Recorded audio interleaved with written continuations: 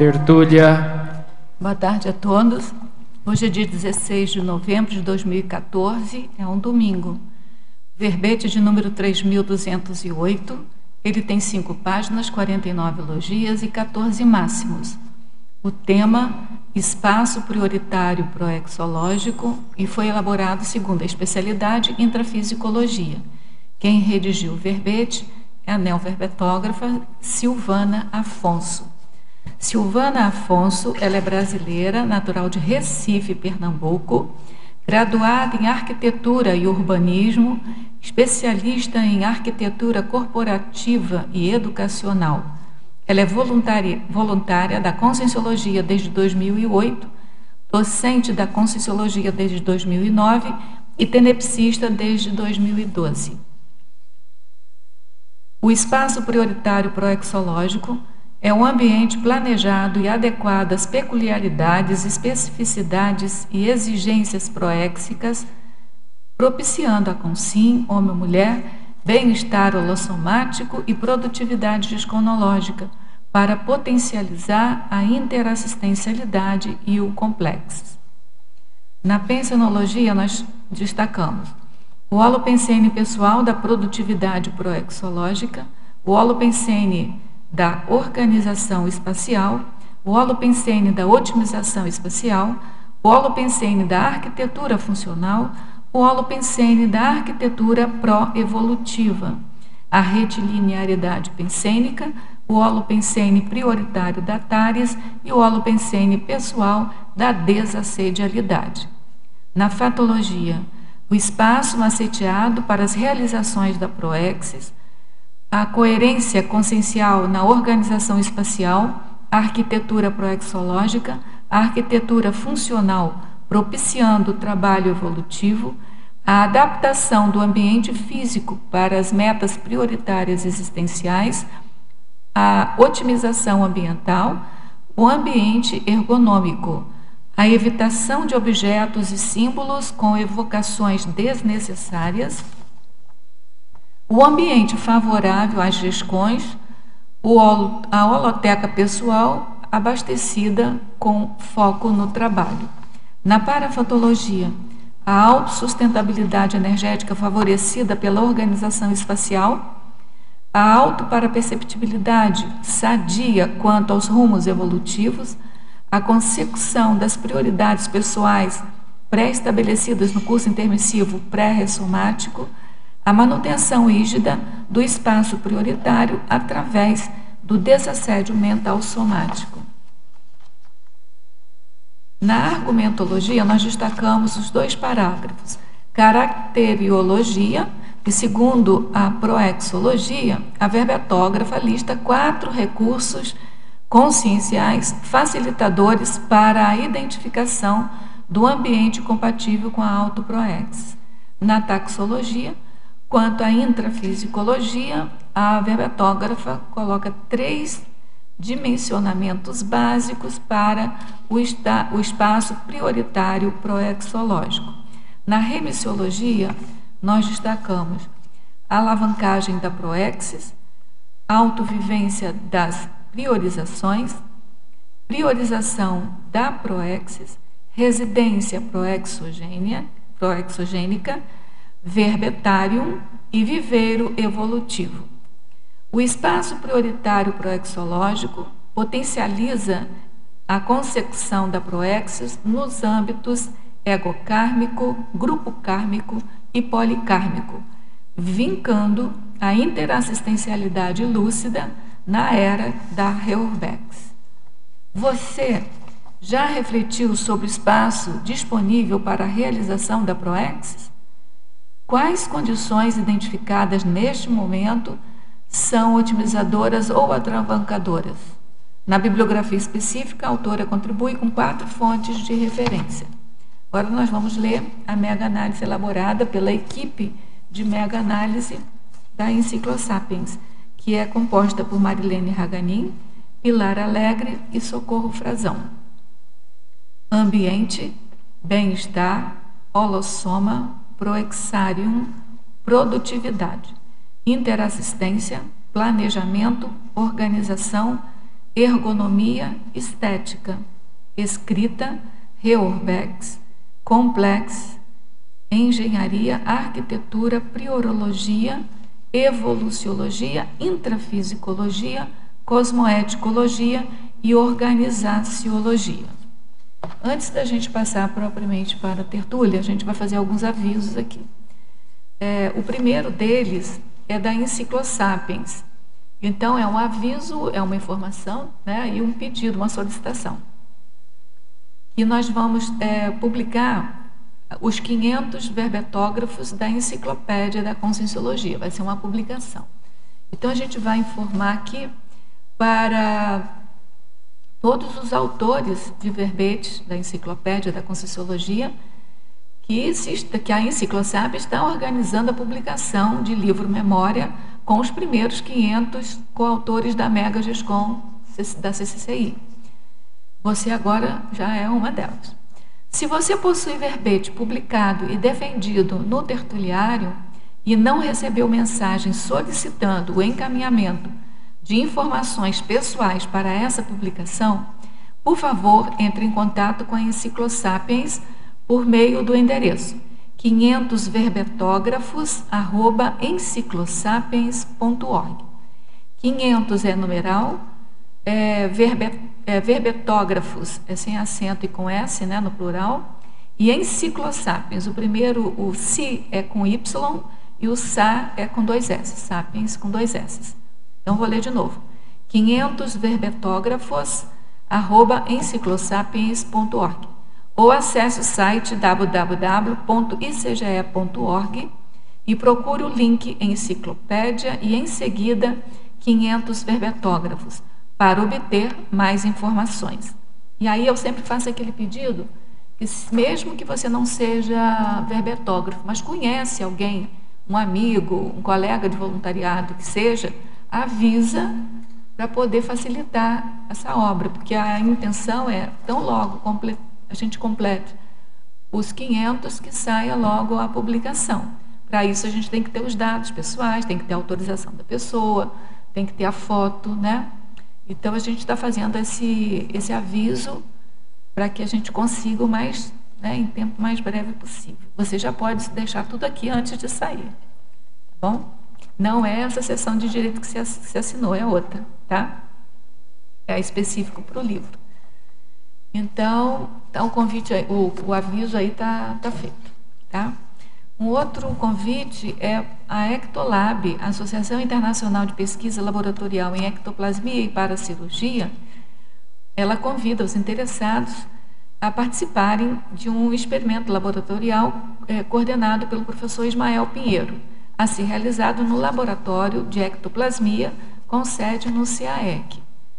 Independente de você querer fazer parte ou não desse laboratório, dessa pesquisa, o professor Ismael, o professor Ismael, ele é voluntário, pesquisador da Ectolab, estará apresentando o resultado das pesquisas que vem realizando desde 2011 no Laboratório de Ectoplasmia e ECP2. Então, ele é médico e ele faz um trabalho experimental, tanto no laboratório quanto em alguns ECP2. Então, ele vai realizar uma palestra no discernimento, dia 22 de novembro, que é um sábado, às 19 horas. Estão todos convidados. E agora, o último nosso recadinho aqui é do Fórum da TENEPS, que é o 10º Fórum da TENEPS, está comemorando, portanto, uma década, né? E que vai ser realizado do dia 19 a 21 de dezembro, o local é o Auditório do Discernimento, vai ter transmissão online, então, atenção, vocês aí que não poderão vir aqui a Foz do Iguaçu, podem entrar em contato com o CAEC e fazer a sua inscrição para participar do online. Mesmo aqueles que moram aqui, acho que o ano passado, eu participei online, mesmo morando aqui. Eu não tinha condições de ir lá, então eu fiz online mesmo. E foi muito bom, valeu a pena.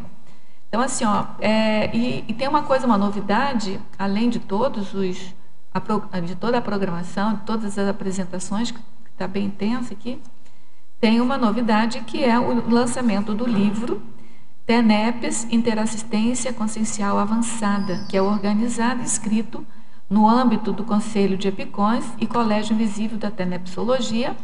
O livro será também um dos eixos estruturantes do evento, que contará com a participação de autores do livro, pesquisadores e tenepsistas veteranos.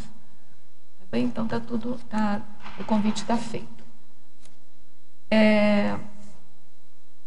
Agora, a gente, antes de passar ainda para as perguntas, a gente tem a pergunta assim, de praxe, sabe? Aquela clássica, que é o que te levou, embora a gente tenha visto aí a gente tenha lido a sua mini bio aí, você é arquiteta, mesmo assim a gente vai pedir para você falar para a gente qual motivo te levou a escrever esse verbete.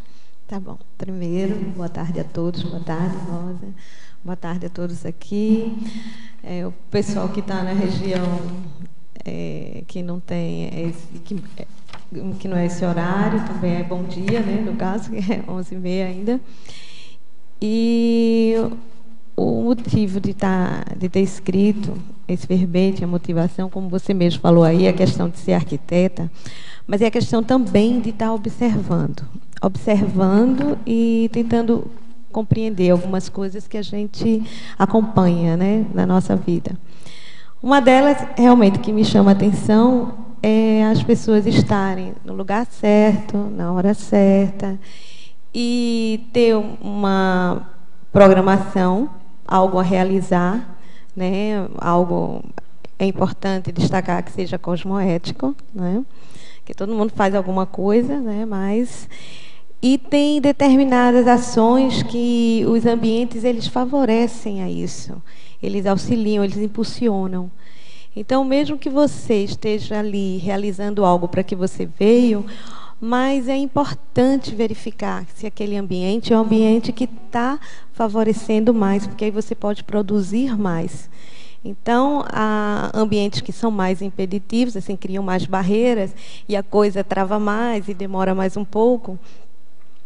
E é esse cuidado com esse ambiente físico. Agora, para chegar no título, o que me ajudou muito foi o curso da Enciclosapiens. Foi muito interessante, porque na hora que eu pensei em escrever o verbete, vieram muitas ideias. Aí, sabe, fiz um monte de anotações. Mas aí eu me inscrevi no curso, e ainda não tinha nada definido no primeiro curso.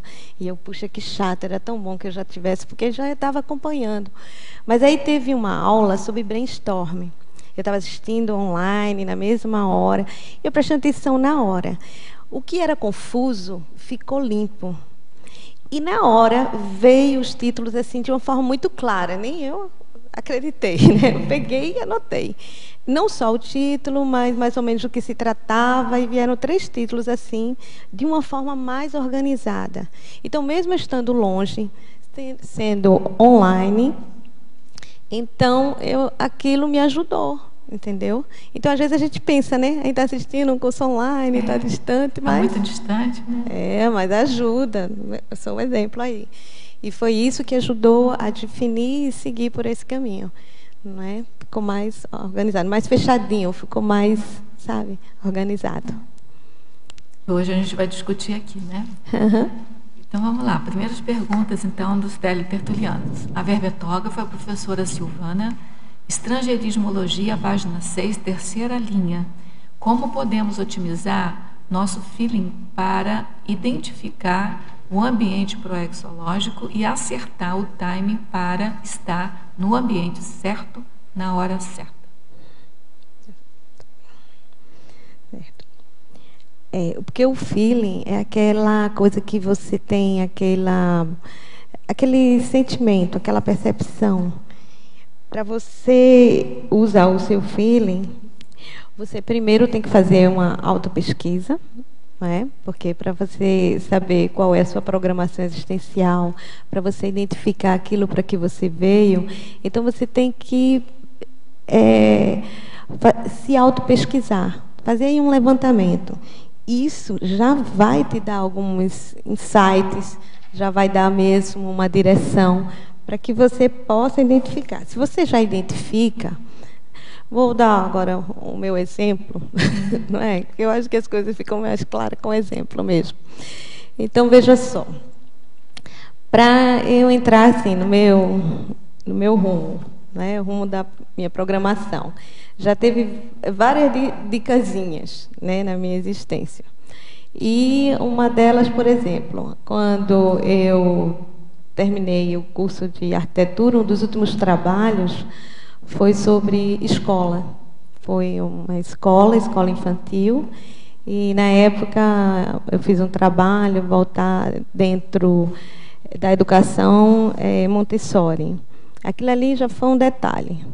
Mas daí para frente surgiu outras oportunidades de trabalhar com escolas. Eu e Carlos aqui, que é a minha dupla, né, a gente começou a fazer trabalho também para o Colégio Salesiano, também ligado à escola. Depois eu fui contratado pela Secretaria da Educação e mais escolas. E aí é um questionamento meu. E aí, o que essas escolas têm a ver? Né? Alguma coisa ali, sabe, vai acendendo uma luzinha e vai, né, chamando a atenção. E sem falar que em cada momento que eu tive que me expor, vinha aquele sentimento de que em algum momento eu ia estar falando em algum ambiente, ia estar passando alguma informação. Antes disso, eu não me via como professora, eu sempre me via como aluna. Adorava estar sentada numa cadeirinha, estudando, com outro, dando as informações. Mas até que caiu a ficha de compartilhar com os demais tudo aquilo que vão sendo acumulados. Porque, de repente, nós poderemos passar uma informação que pode ser útil ao outro. E a gente não pode estar guardando aquilo e... né, eu acho que não seria muito legal. Então, esse feeling, eu coloco isso. Você fazer uma autopesquisa, identificar qual é a programação para que você veio. E isso é que vai dar aquele time para estar no ambiente certo e hora certa, é o acúmulo das experiências que você tem, do seu aprendizado. Porque você vai estar ali com aquilo que você aprendeu, com o que você experimentou, e naquele momento exato, aí você percebe que está no ambiente certo, na hora, porque pode passar batido. Você pode estar, não estar consciente e pode passar batido. Em Fatologia, página 6, quinta linha. De que modo a forma espacial favorece a concentração mental? Um ambiente despoluído, clean, facilita? Depende, sabe? De um modo geral, aí entra aquela questão pessoal, de um modo geral, quanto mais limpo o ambiente, com menos informação, menos vai chamar a sua atenção. Vai depender também do grau de concentração que a pessoa também tem. Como cada pessoa é um mundo, cada caso é um caso, mas, de um modo geral, se você tem muita coisa lhe chamando, você acaba se distraindo. Ou é um motivo para entrar na sua própria autocorrupção, entendeu? Você vai fazer um trabalho e alguma coisa que você gosta está ali chamando sua atenção e aí você acaba não se concentrando. O ambiente que para mim, eu percebi que funciona melhor é que tem as ferramentas que vão favorecer ao trabalho que eu estou executando. Então, eu já faço o rapport ali direto. Então, aquilo ali mesmo que eu queira me desviar um pouco, aquilo já vai me chamando mais atenção. E eu penso que um ambiente que carregado demais, com informação demais, pode fazer você fazer rapport com outras coisas que não tem nada a ver com o que você está precisando trabalhar. Por exemplo, cada caso é um caso, porque às vezes eu me espanto com alguns ambientes de trabalho, como, por exemplo, do Google, né, que algumas pessoas precisam estar num ambiente que relembre uma selva. Eu vi isso. Eu vi também um caso que o pessoal precisa de uma... sei lá, um monte de coisa. Isso tudo, às vezes, está no mesmo ambiente, mas a pessoa precisa de uma caixa de areia para botar os pés na areia, para ter aquela sensação. Então, assim, cada pessoa vai buscar um recurso para ela se concentrar, mas tem coisas que, para mim, é extremamente estranho. Então, assim, eu acho que ser um pouco coerente com o que você está fazendo, eu acho que vai ajudar mais, entendeu? A gente na Conscienciologia tem aquele conceito de saturação do holopensene. Então, às vezes, você quer, por exemplo, pesquisar sobre um determinado assunto, você satura o ambiente sobre aquele assunto. Pronto, isso. E aí você tem aquele... Tem mais ideias mas sobre é aquele tudo assunto. mais assim, mental somático, né? Não é só você colocar uma floresta em volta só. É colocar informações mesmo, né? Então, às vezes, funciona também. Né? Principiologia, página 7, segunda linha. Poderia explicar o princípio da transformação dos espaços sem perda da identidade? Você sabe onde está a principiologia? Na página 7, segunda linha. É logo a segunda seção do detalhismo. Sem perda da identidade. Quando você está num ambiente que você precisa fazer algum tipo de alteração que ela é necessária, esse cuidado ele é muito importante. Como, por exemplo, nós estamos, digamos que, trabalhando num ambiente que seja uma escola, que precisa de uma determinada... Ele tem uma determinada função, ou uma biblioteca, por exemplo. E aí você começa fazendo uma reforma, aí pode se empolgar, e aí começar a deturpar o ambiente, e puxar para outra linha que não tem nada a ver, sabe? Ou criar elementos que vá perturbar aquele ambiente ali naquele local. Mas a pessoa se empolgou tanto, quis melhorar, entre aspas, tanto aquele ambiente, que aí ele perde a identidade dele. Então, aquela função que o ambiente tem, ele começa a perder. Hoje a gente está aqui no tertuliário, ele tem um formato que favorece as pessoas a sentarem aqui e debater. Mas, de repente, começasse a mudar toda essa estrutura e, de repente, houvesse muita empolgação e colocasse muitos acessórios para fazer um outro tipo de exibição, um outro tipo de trabalho, que chamasse muito mais atenção, aí poderia desconfigurar o espaço original. Tem ambientes, buscando assim um ambiente bem simples, que seria um quarto ou uma sala, sabe, ou uma cozinha, a função de uma cozinha, que é você preparar o alimento e tal. Tem cozinhas que são vitrine, que até aí eu falo em algumas coisas vitrine. E tem um costume em algumas cidades do interior do Nordeste de ter mais de uma cozinha. Eu soube até que tinha 3. Eu acho 2 já era um pouco admirável. Uma para mim já é demais, mas tudo bem. Então, dependendo do caso, tem uma que não tem nem função. Né?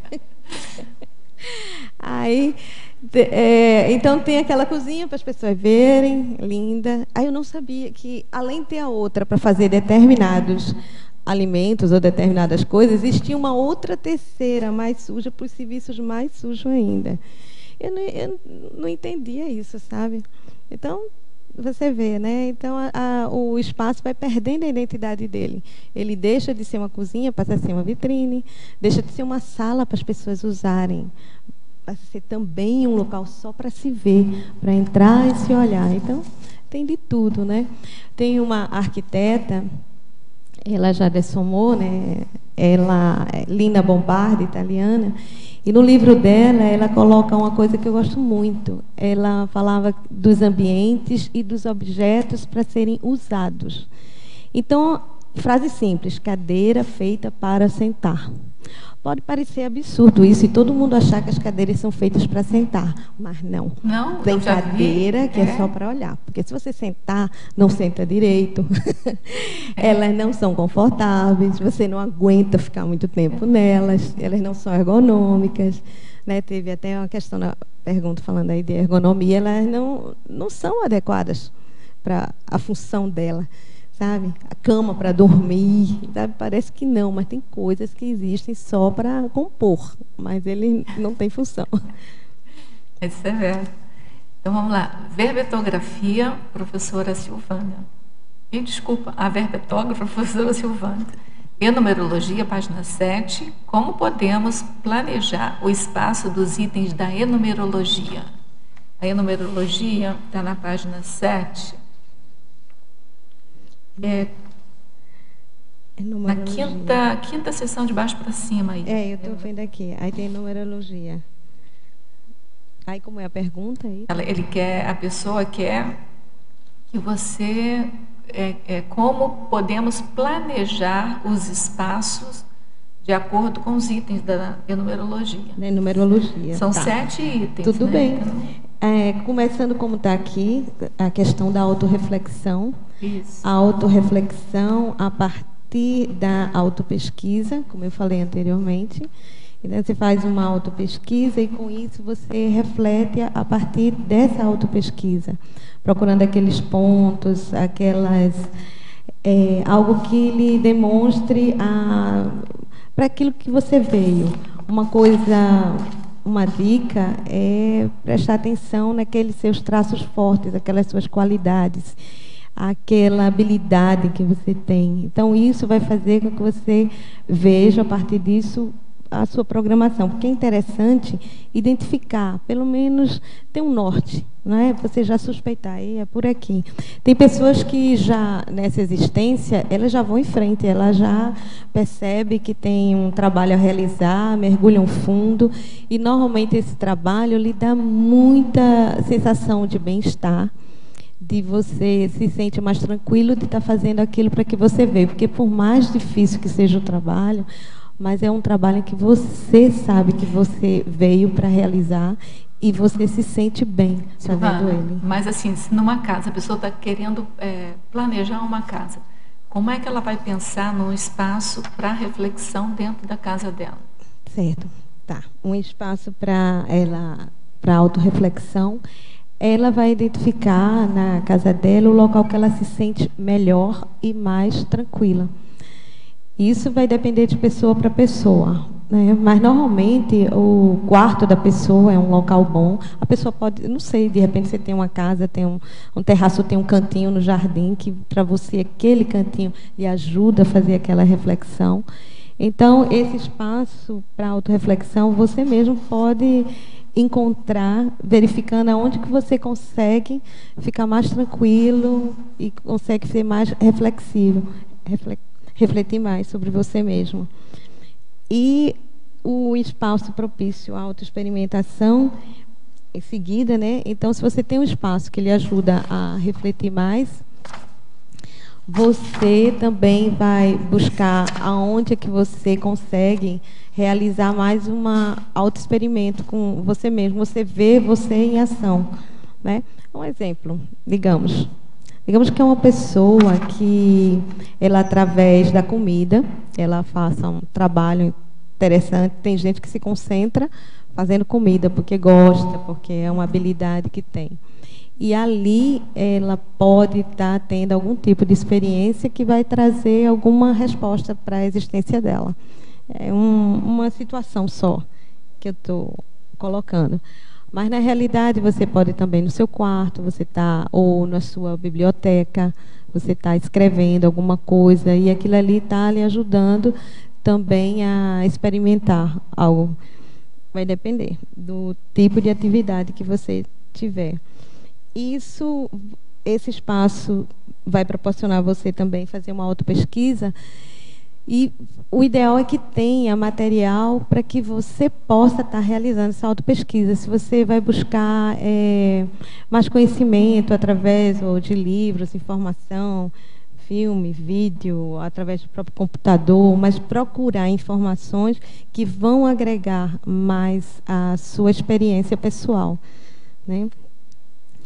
E o espaço propício à escrita, obviamente, você precisa de um ambiente, no mínimo, com um local que você possa sentar confortavelmente, ergonomicamente. Como eu falei que tem cadeiras que não são muito adequadas, se você tem um local que você se sente confortável, para que você possa escrever, seja no computador, seja na mesa, mas que você consiga escrever de um certo modo confortável, né? Isso é muito importante, porque se você está numa mesa inadequada, numa altura, porque cada pessoa tem tamanhos diferentes, não é? Aí você tem que ver a questão da ergonomia. E você vê a posição do seu corpo. Se aquilo está confortável, ele dá mais condição de você estar escrevendo, aí você consegue produzir mais e melhor, né? Não precisa ser aquele ambiente luxuoso, sei lá, preparado, com a cadeira mais cara do mundo. Tem que ter aquele que é necessário para que você se sinta bem e consiga produzir mais. Se você está sentindo isso, aí aquele ambiente ele está proporcionando. E com o tempo você vai melhorando cada vez mais, né? É propício à interassistência, porque a interassistência não é só preocupar em assistir o outro, mas também a coisa sempre é de mão dupla. E o espaço propício à interassistência, você pode chegar a esse ambiente até mesmo a partir de um pequeno espaço onde você realize a tarefa energética pessoal, que é a TENEPS, onde você faz doação de energia. Ali você já está realizando uma interassistência. Ou aquilo que você está escrevendo também. Dependendo da informação do que você está passando, você pode estar ajudando muitas outras pessoas, porque a própria experiência nossa ela pode ser rica para alguém. Você falou em quarto de TENEPS, né? O professor Valdo fala, inclusive, de que uma casa, uma dupla evolutiva, cada um o ideal é que cada um tenha o seu próprio quarto de TENEPS. Isso seria planejar um espaço apropriado para a interassistência, né? Verdade. Você pode começar a partir de onde estiver, mas chegar no ideal. A gente tem que sempre estar caminhando para o ideal. Para quem vai construir uma casa, mesmo tem pessoas aqui que compraram já casa, apartamento, que adaptaram o espaço que tinham para criar ali um espaço específico para TENEPS. Valorizar, ideal, né? Valorizar esse trabalho interassistencial. Eu acho isso também muito importante.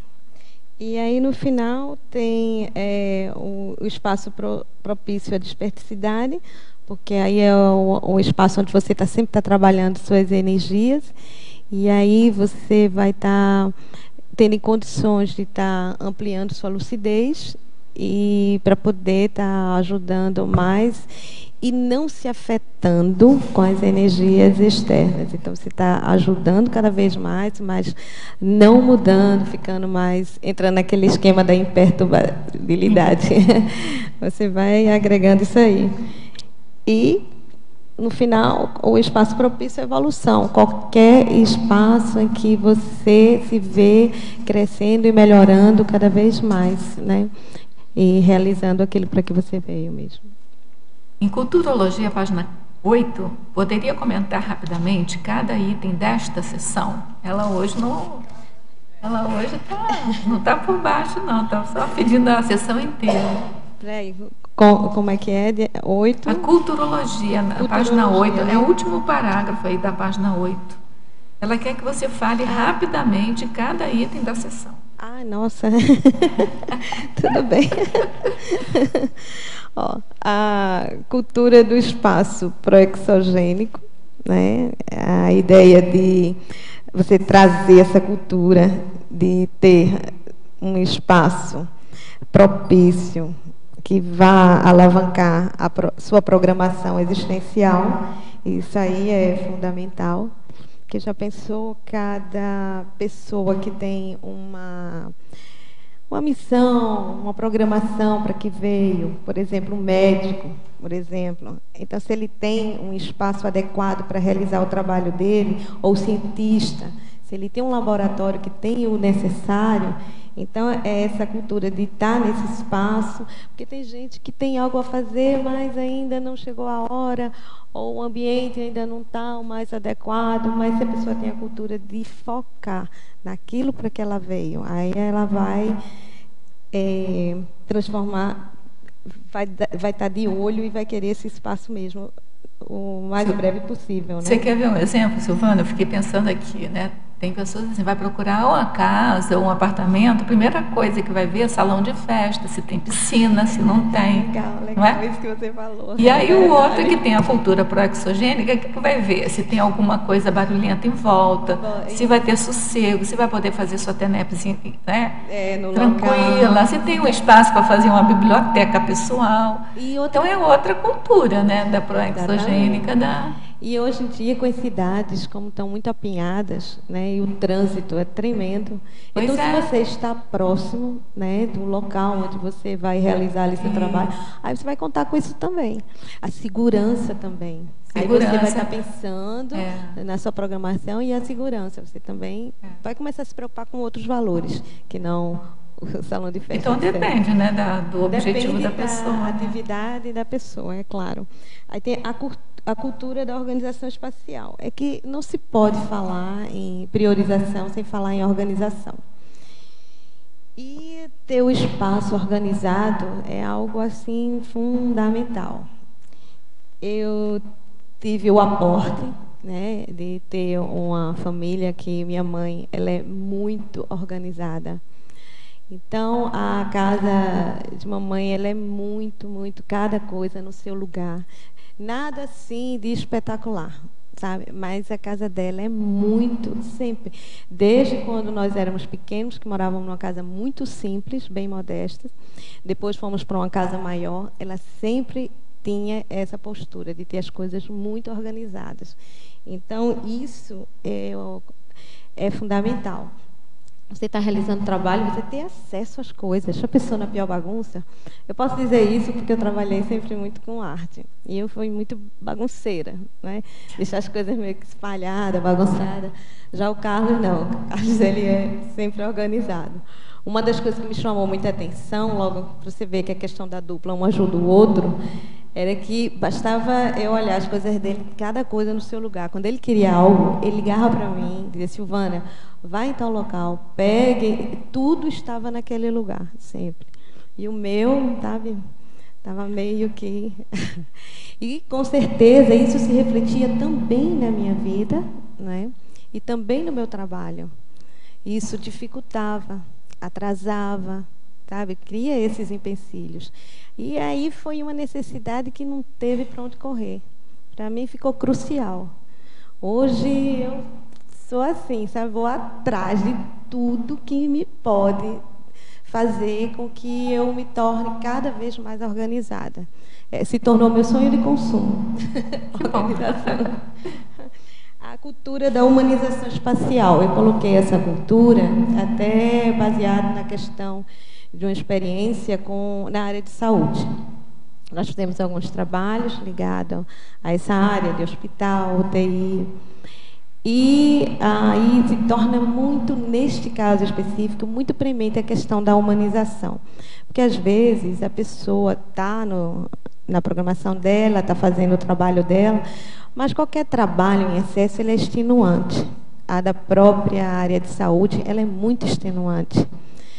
E deixa as pessoas... Isso acaba reduzindo a produtividade daquela pessoa. No caso dos hospitais, por exemplo, aquela coisa de ter que atender na emergência, no caso da UTI, que o tempo todo requer cuidados.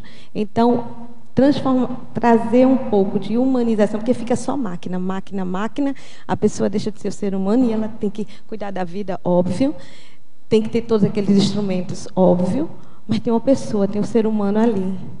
Tem algum outro recurso, sem ser colocar plantas, que agora eu tenho visto, assim, colocar jardins internos, jardim vivo, sim, não é de plástico, não? Hoje tem uma linha... Mas o que mais que se usa, além do jardim vivo, dentro Tem hospital, sim. Hoje, nos países nórdicos, a gente teve até esse ano, lá em Florianópolis, num congresso de arquitetura hospitalar, e a gente viu um trabalho que está sendo feito no mundo todo, ele já em vários locais, começou... É na Noruega que começou, Noruega, né? Por ali, Holanda, sabe?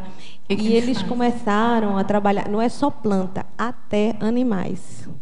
Porque tem casos de recuperação em que o animal ajuda aquela pessoa a se recuperar o mais cedo possível.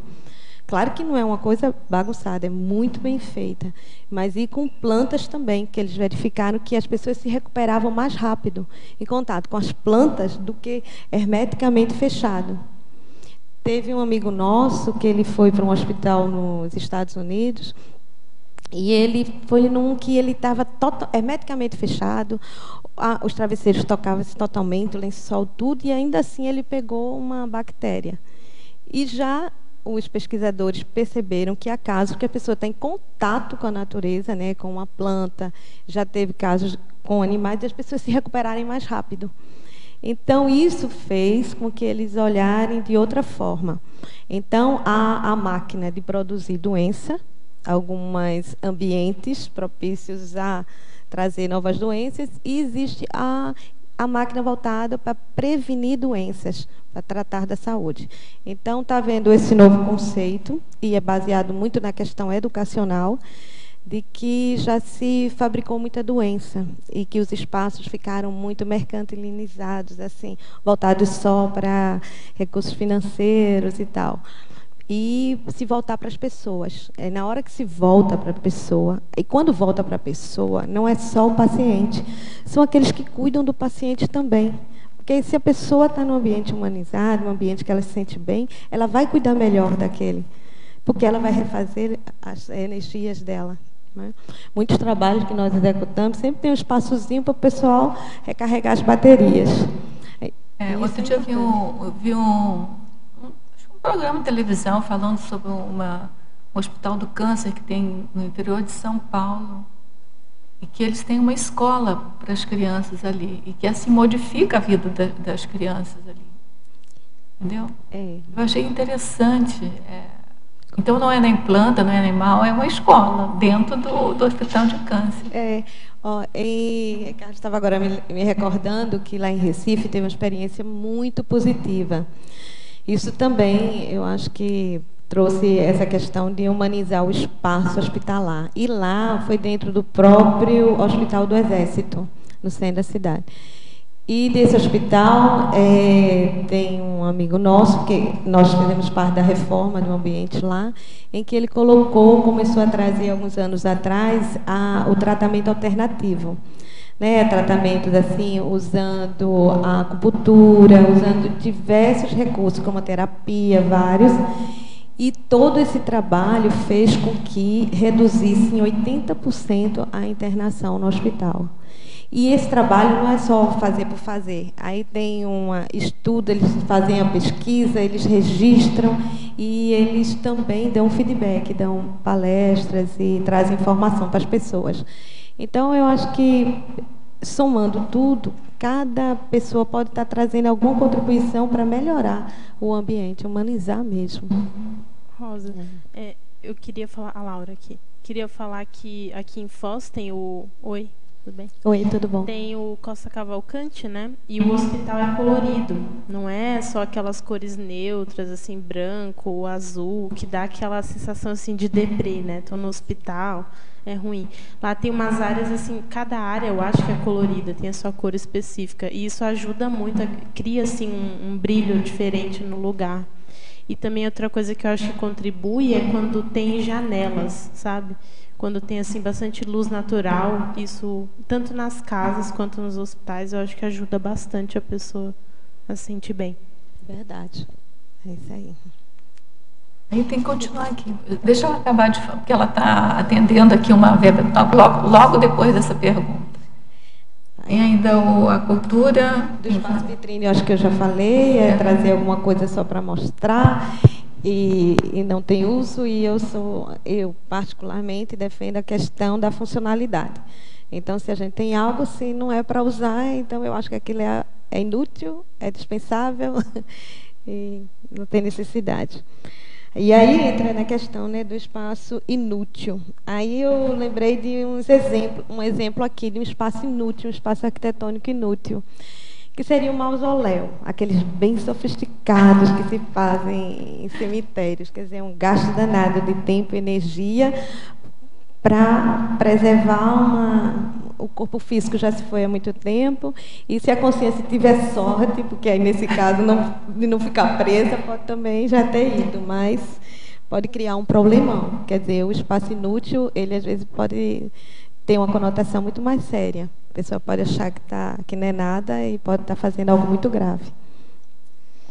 A cultura da infantilização no espaço profissional é aquelas pessoas que gostam de enfeitar tanto com bichinho, com coisinha que não tem nada a ver com o trabalho dela, porque, veja só, se você tem uma indústria e você está produzindo brinquedos, é natural, você precisa ter aquele elemento para você produzir corretamente, ou lhe estimular, ou estar ali.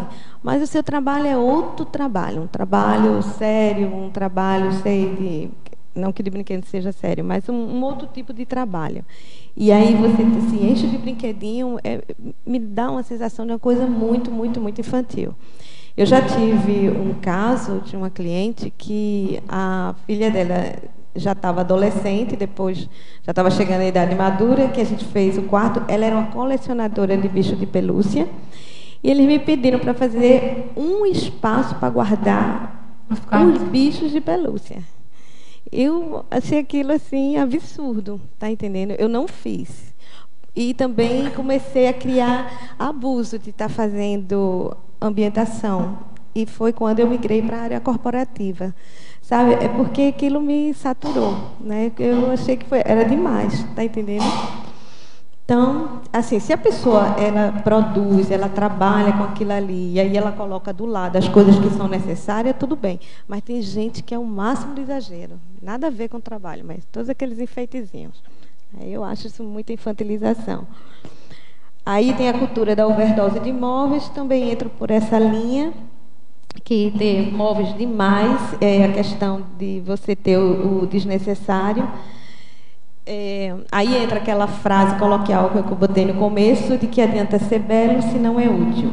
Então, se você tem muita coisa sem utilidade, isso gera até um bagulho energético, porque aquilo vai estar juntando poeira, aquilo ali vai estar criando a energia estagnada num determinado ambiente.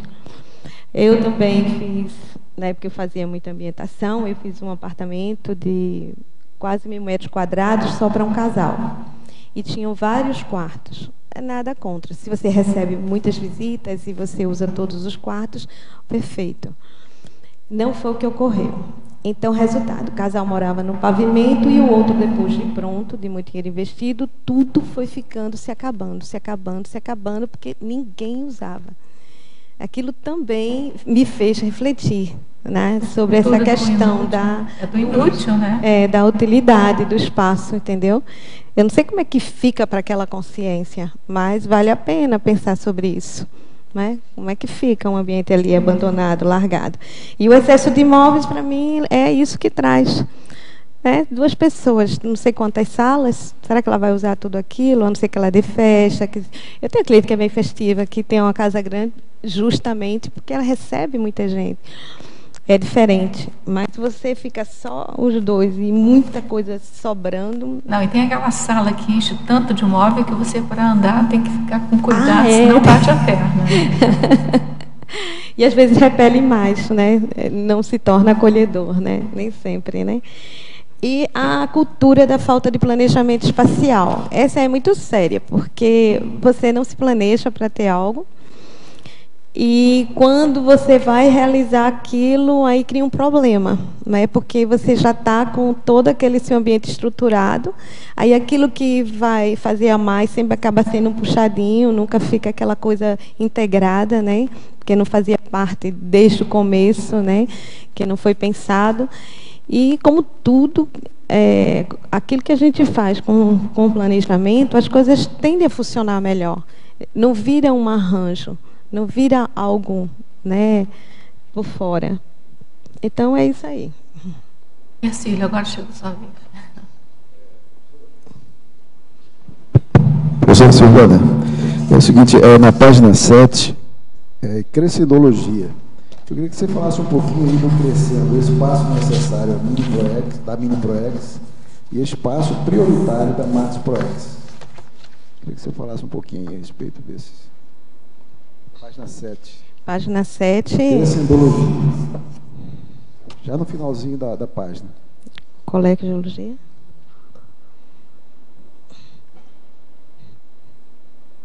Ai, desculpa aí, Ercílio. Página 7, bem no final. Crescendologia. Crescendologia. Certo. O espaço necessário, o crescente, o espaço necessário da Mini ProEx e o espaço prioritário da Max ProEx. Você falasse um pouquinho disso. Pois é, porque eu penso o seguinte, que nós temos várias tarefas, dependendo da realização, da programação de cada um, mas passamos até por questões de Mini ProEx mesmo. né, que seria aqueles cuidados básicos necessários para o corpo físico, por exemplo, né, ou uma atividade física, ou para você melhorar esse seu soma, né, porque sem o soma não tem PROEX. Ou um espaço mínimo para você fazer alguma atividade que lhe ajuda a cuidar do próprio corpo, fazer uma ginástica, que você tenha isso aí, e que, digamos que você vai escrever para você chegar numa máxima PROEX, digamos que aquela sua escrita vai atingir um número maior de consciências. E aí você parte do menor para chegar no maior. No caso de uma instituição conscienciocêntrica, por exemplo, quando surge a semente da instituição, muitas vezes ela não tem nem um espaço. Antes dela começar, alguma coisa motivou aquelas pessoas, que seriam algum trabalho nelas mesmas, porque tem que partir de você para chegar no outro. E aí chegou-se àquela necessidade de ter um espaço. Aí começa com uma sala menor, né, que ajuda os voluntários a estarem trabalhando junto, até chegar e aqui ele vai crescendo de acordo com a demanda e o trabalho que está sendo realizado, e vai agregando espaços maiores, até chegar num campus, como esse daqui, como o do Rio de Janeiro, né, chegando um campus maior, para abarcar outras realizações, que são realizações grupais, e que vai atender a muito mais gente, mais universalistas também. Não sei se ficou legal. Professora Silvana, fobiologia, hoje é seu dia. Olha só a pergunta.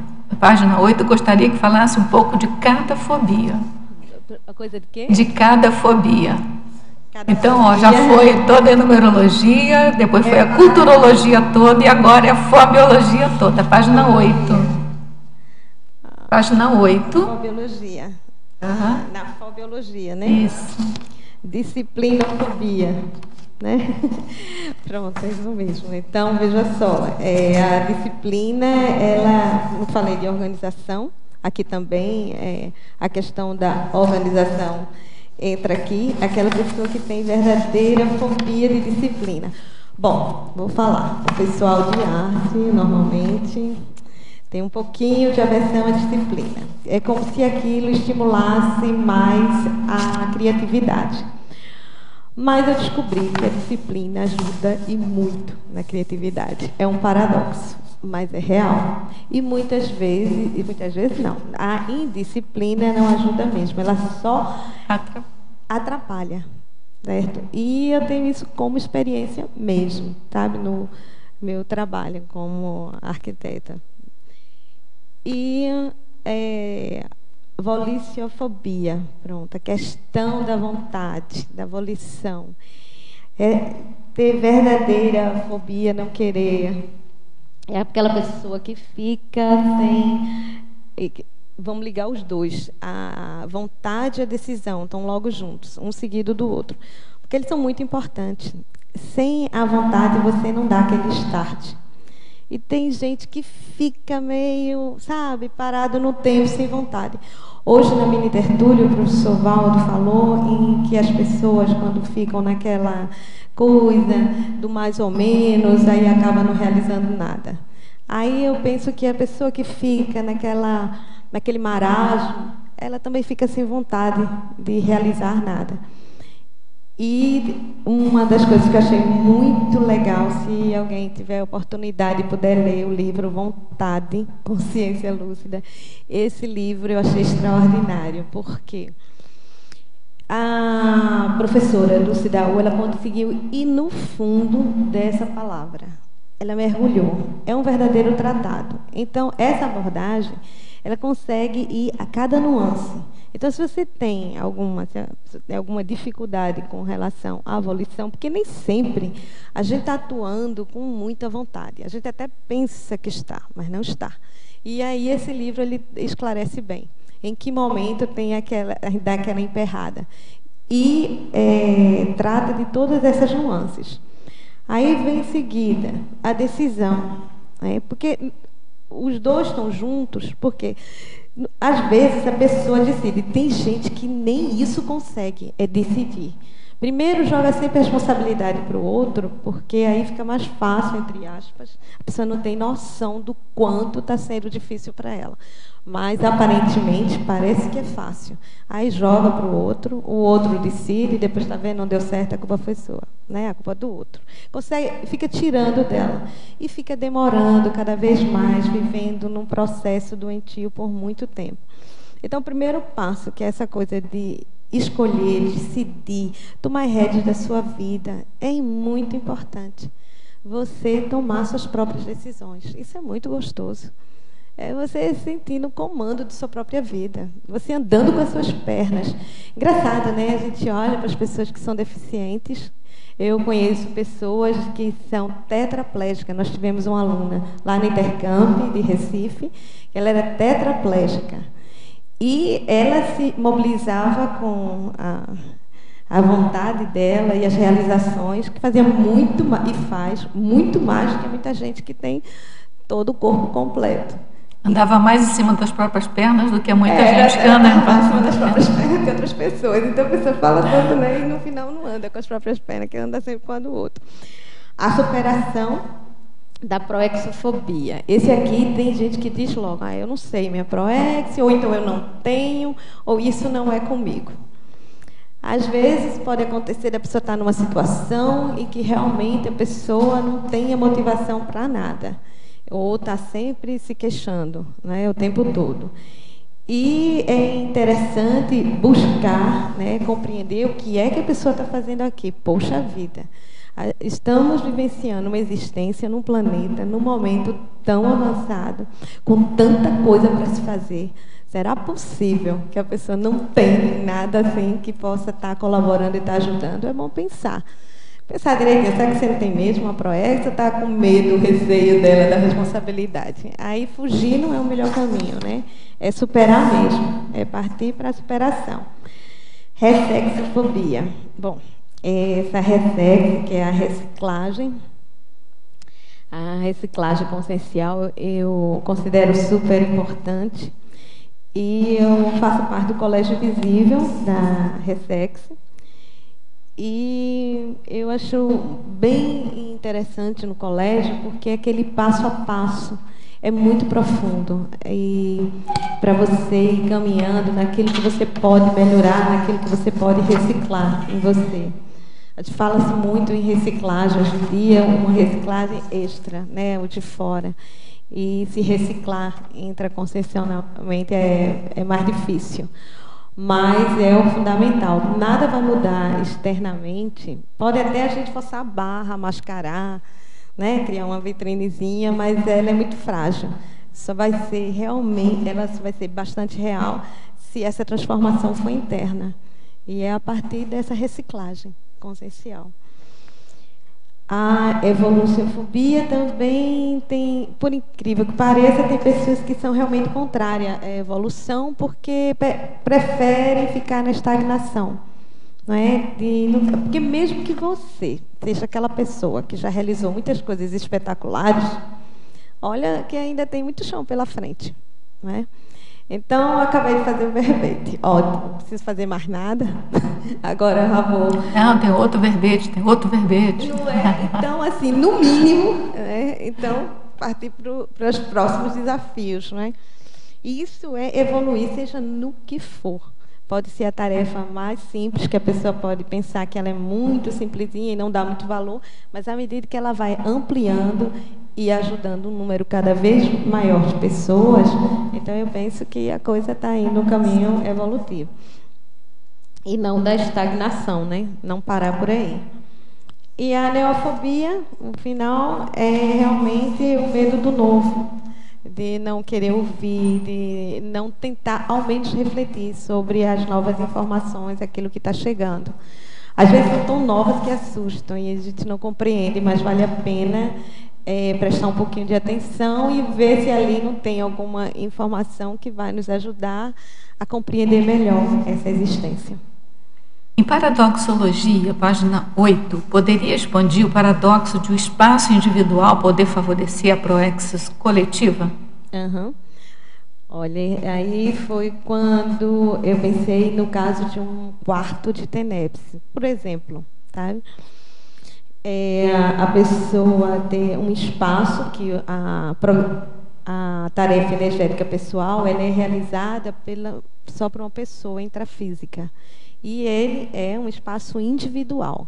Tanto que, até a Rosa citou, que no caso de um casal, o ideal é cada um ter o seu, de tão individual que é. E, no entanto, eu fico pensando, consciências como, por exemplo, o professor Valdo, outros despertos, fazendo uma TENEPS num quarto individual desse, ele realizando trabalhos que a gente não tem nem noção do que é aquilo. Precisa de ser o professor Valdo bem desperto. Você, eu, qualquer pessoa aqui fazendo TENEPS já não tem noção do que está sendo feito, né? É amensurável aí as consequências. Acho que só depois da dessoma, da segunda dessoma, que a gente vai ter essa ideia, uma noção maior. Então eu penso que tem espaços pequenos, individuais, que a pessoa pode estar realizando muita coisa. Por exemplo, um escritor que pode estar escrevendo algo que vai esclarecer uma multidão de pessoas em diversas partes do planeta. Então, ele está ali num ambiente individual dele, às vezes por uma contingência, né? Digamos que ele está sofrendo uma repressão por conta das ideias dele, e ali, daquele momento, ele escreve algo que, para o mundo todo, para ajudar, não só intrafísica, como extrafisicamente, vai haver uma repercussão muito maior. Então, um espaço pequeno, gerando aí uma repercussão. O seu verbete, por exemplo, você escreveu no seu local de trabalho, né? E agora você está aqui fazendo favorecendo a PROEX coletiva, né? Que tá... Podemos continuar aqui? Laboratoriologia, página 7, segunda linha. Como funciona o laboratório conscienciológico da pensionologia? Foi o primeiro laboratório que eu fiz aqui. Foi mesmo, que bom. Sincronicidade, né? Quando eu venho, a primeira vez que eu vim conhecer aqui o campus, é que eu e Carlos, nós tínhamos feito cursos lá na Intercamp, em Recife, e tínhamos disponibilizado os nossos conhecimentos para ajudar no que fosse para a construção de campus, para ajudar da forma que fosse necessário. Aí, para isso, eu quis conhecer aqui o ambiente. Não só conhecer, mas experimentar também. E aí, aqui, eu conheci toda essa área, e o primeiro laboratório que eu experimentei foi o de pensenologia. E, nesse laboratório aqui, ele é otimizado tem recurso de livros, tem um local, uma poltrona, se você quiser fazer algumas reflexões, e ele tem um holopensene, né, um grupo de pensamentos, sentimentos e energia daquele ambiente que é favorável para você refletir um pouco sobre os seus pensamentos, sentimentos, energia. Nós não podemos estar desvinculado daquilo tudo, porque nós, na nossa existência, nessa vida, e mesmo trazendo vestígios e resquícios de outros, todo esse somatório, isso reflete naquilo que a gente fala, a gente não só fala, no que a gente pensa, e no que a gente pensa vai as nossas emoções também. E qualificando essa forma de pensar, vai qualificando também as nossas ações. Então, esse laboratório, assim, é o start, né? Você dá um comecinho. Estão todos convidados, né? A participar desse laboratório aqui de pensenologia. Em outros campos. Tem lá também, tem não, né? Mas aqui tem. Em pensenologia, página 6, última linha. Como reforçar o holopensene pessoal da desassedialidade?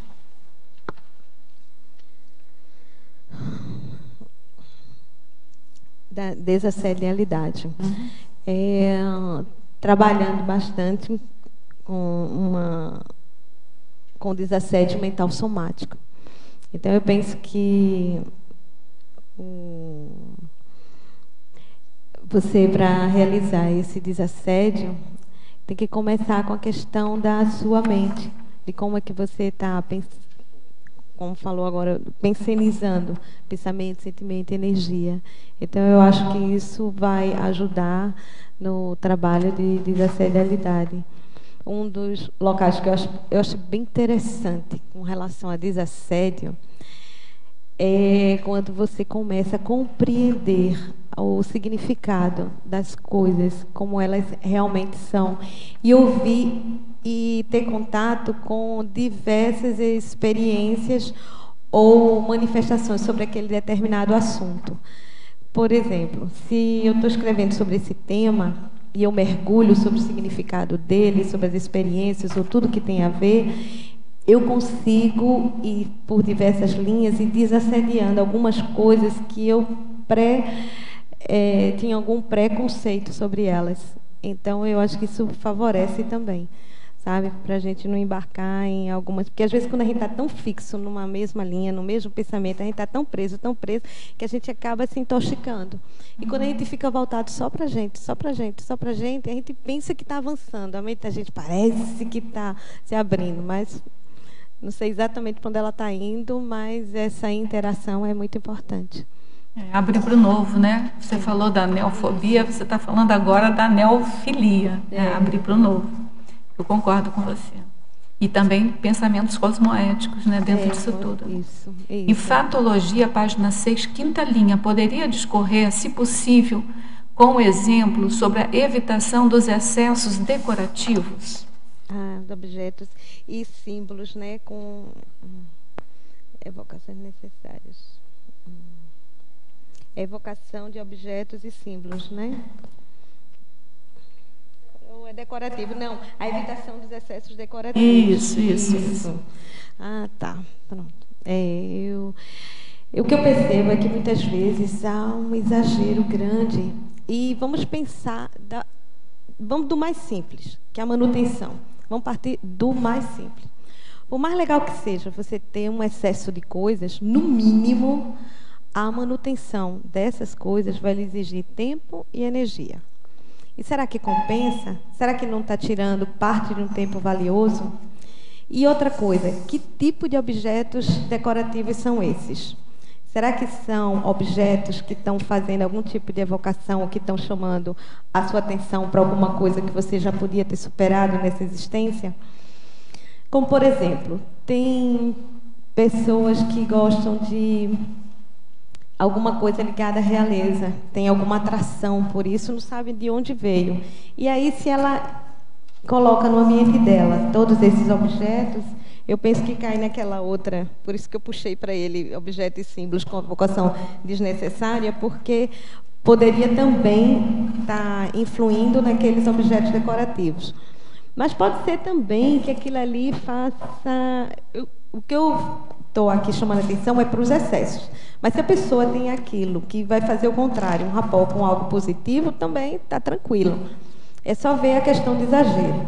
Na minha experiência, eu tinha esse preconceito com exageros de objetos, até que um dia eu visitei a casa de uma pessoa conhecida nossa, que ela tinha uma habilidade de fazer com muita harmonia a colocação de muitos objetos. Assim, a decoração dela era bem carregada em termos, mas era de um bom gosto tremendo. E foi o único local que eu cheguei e que eu disse, poxa vida, eu sou tão contra tantos objetos, por mim, quanto mais limpo, melhor.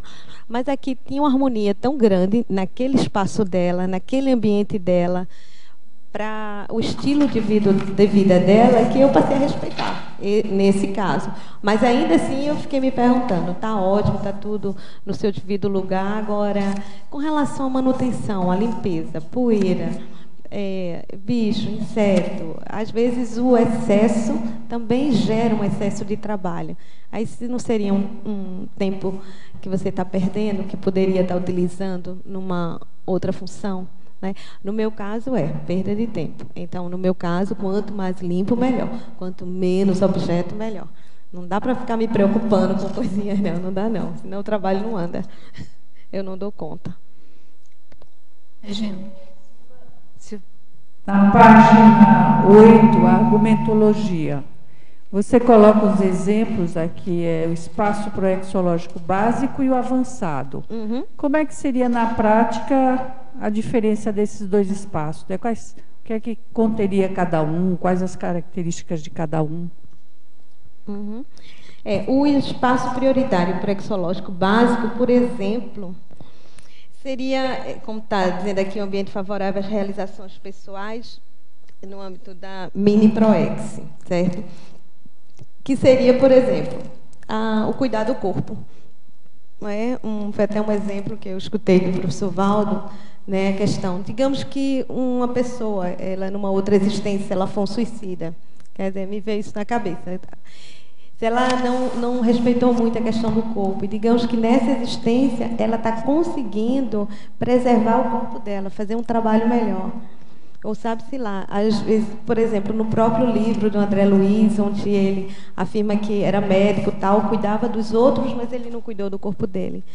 E quando ele não fez isso, aí como é que fica a proex? Né? A proex vai embora. Então já começa com essa mini questão, que é muito séria, né? Para você começar a trabalhar.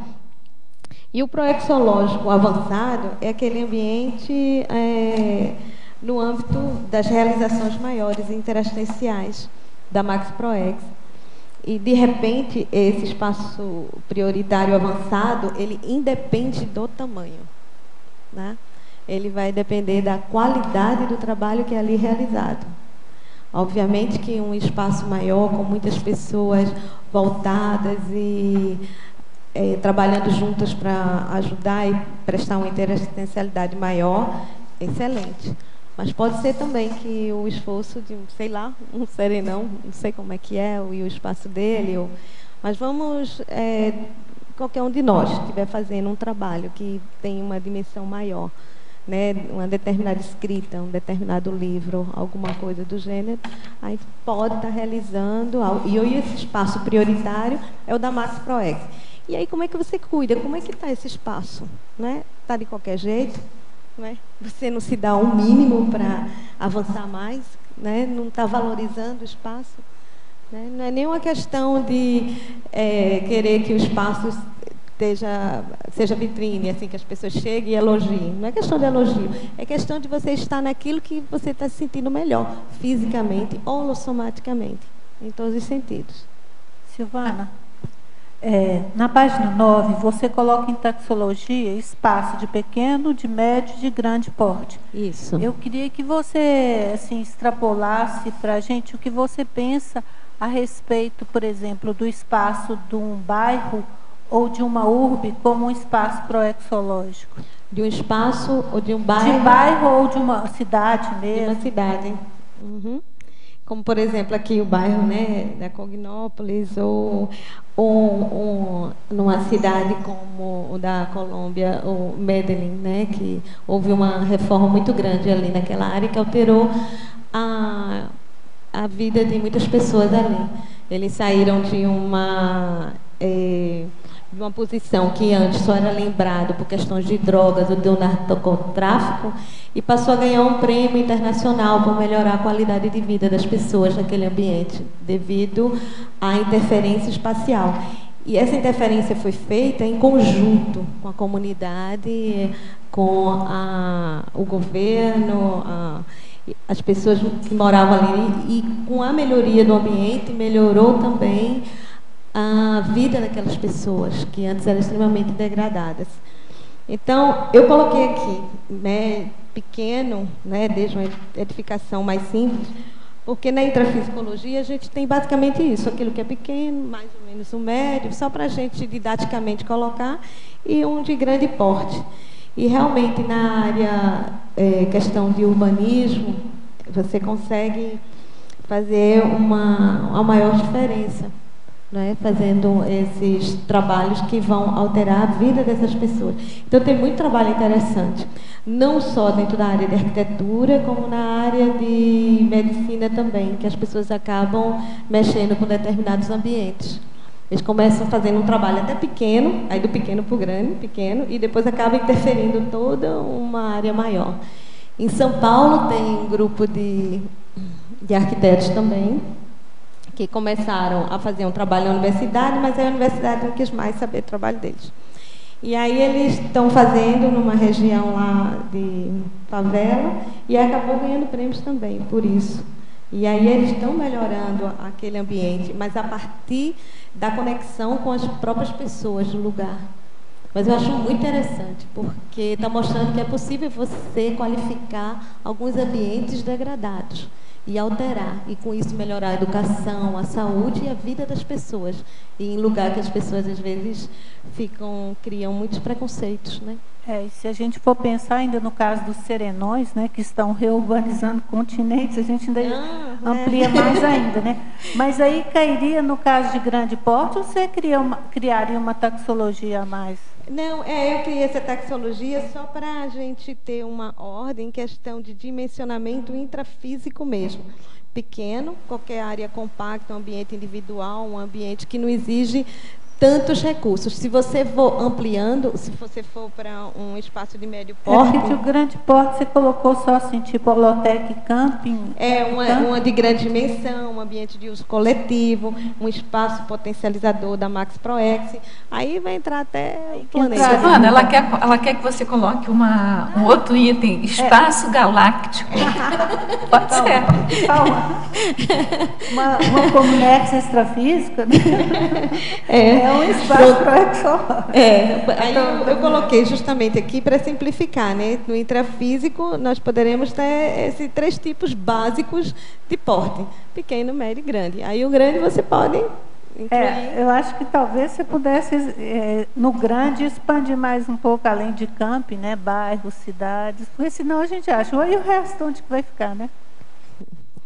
Posso pensar mais sobre o assunto. Silvana. Oi. Duas questões. Na primeira folha, na penúltima linha aqui da facologia, você colocou evitação de objetos e símbolos com evocações desnecessárias. Você pode desenvolver? Sim.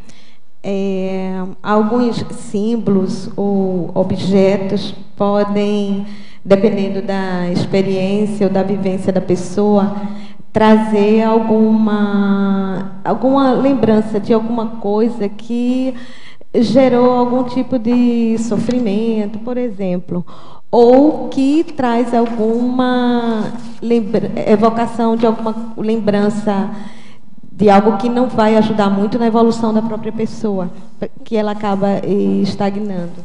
Então, por exemplo, alguns objetos místicos, por exemplo. Muitos objetos místicos vai trazer a pessoa para a lembrança de algo que ela, no momento, já pode estar ali superando essa dependência desses objetos, sabe? Isso vai depender de pessoa para pessoa e o quanto que aquilo vai interferir naquela pessoa.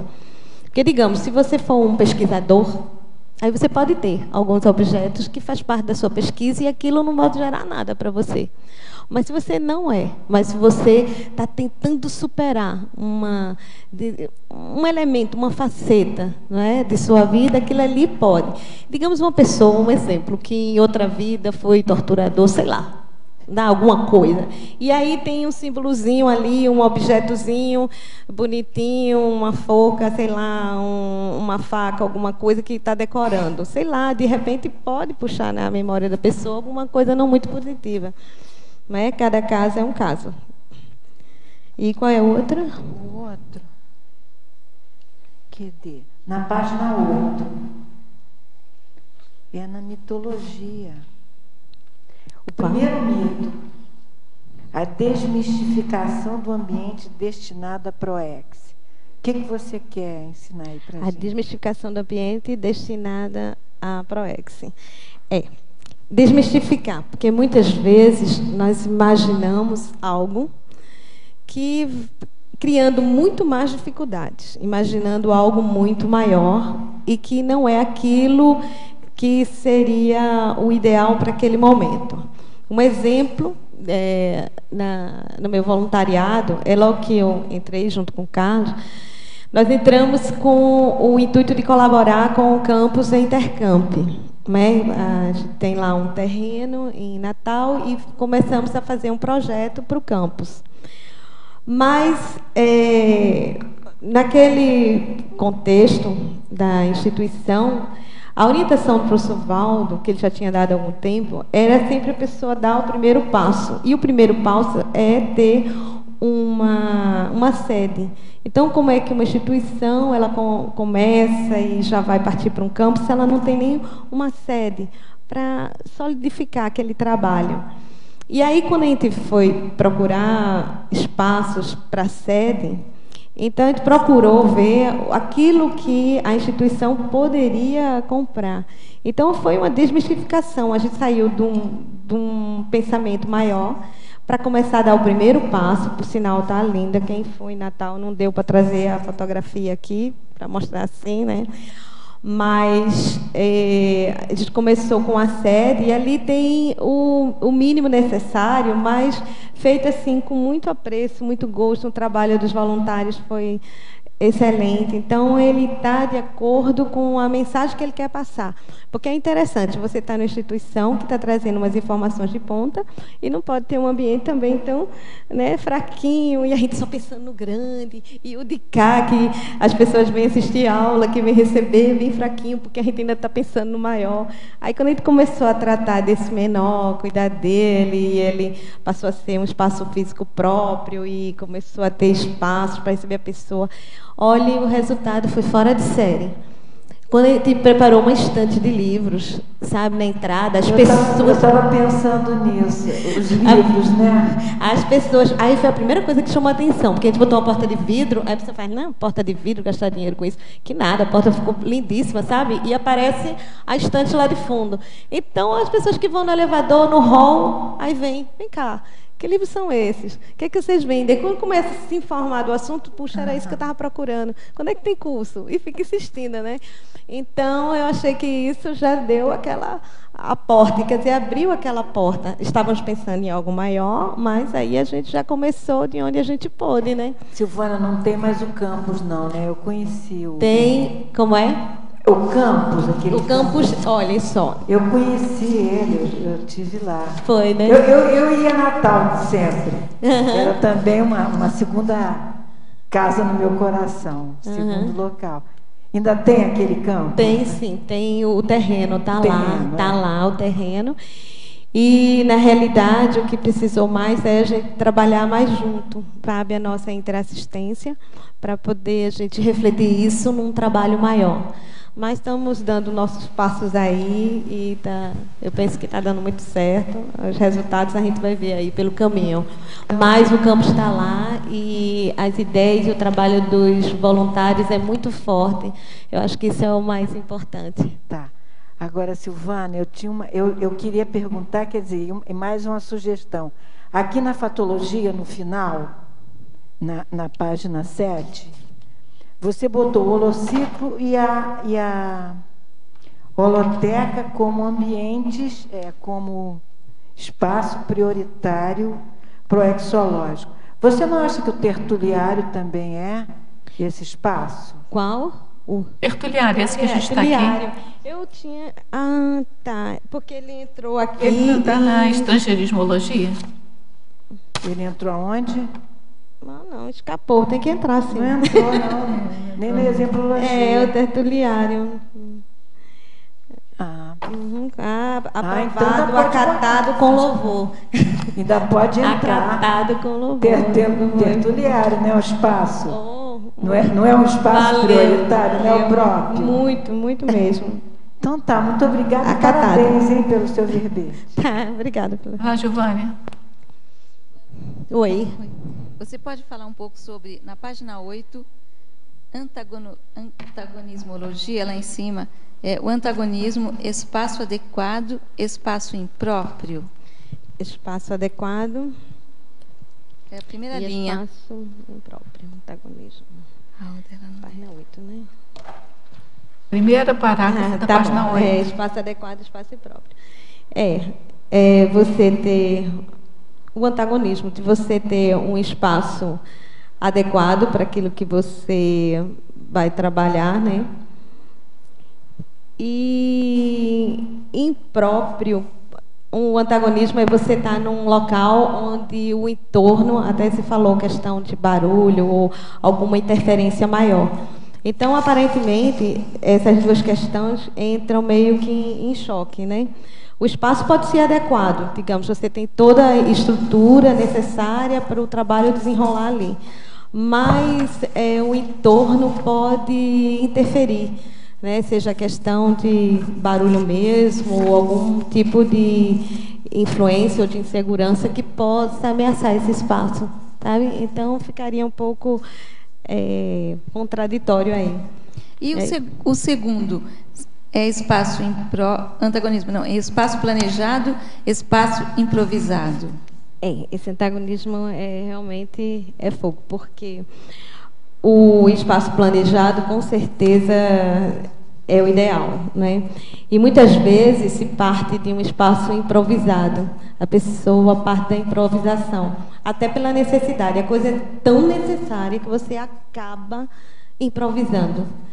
E na hora que você improvisa, nunca você vai chegar àquilo o que é o ideal, né? E você muitas vezes planeja algo em cima do que foi improvisado. Então você vai realizar alguma coisa, mas precisa de todo jeito daquele espaço. E aí você já pega aquelas informações e planeja assim por cima e tal. Aí é um contraste danado. Como é? Fica capenga. Não fica coisa redondinha, não fica coisa bem arrumada. Ok, muito obrigada, hein? Nada. Oi. Tudo bem? Tudo bem. Então, você estava comentando a reforma da sede do... não é IPC, né? É Intercamp, né? Quando que aconteceu? Quando que vocês fizeram essa reforma? Essa reforma foi feita esse ano. Esse ano? Desde o ano passado. Que eu estive, em 2010, eu estive lá para fazer o ECP2. Foi? Muito boa energia lá. O Holopensene da Serenona Rosa dos Ventos, né? Uhum. Nossa, muito boa energia lá, hein? Gostei bastante do ECP2.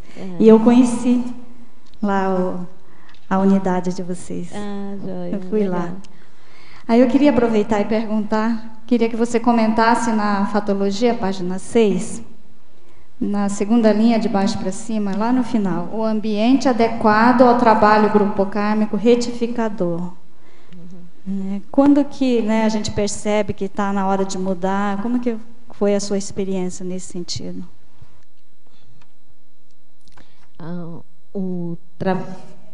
Grupo kármico, grupo kármico, né? Grupo retificador. Retificador, que pode ser até um trabalho realizado na sua própria família. Pode ser o trabalho feito numa instituição, né? Grupo kármico também. Sim, também. Mas, digamos, como, por exemplo, um trabalho dentro de você com o seu grupo familiar. Digamos, algo mais próximo, assim. Então, a pessoa ter a percepção, né, da importância de que ali tem que estar as coisas bem equilibradas, que você não está ali por acaso. Há um trabalho a ser feito, um trabalho grupal.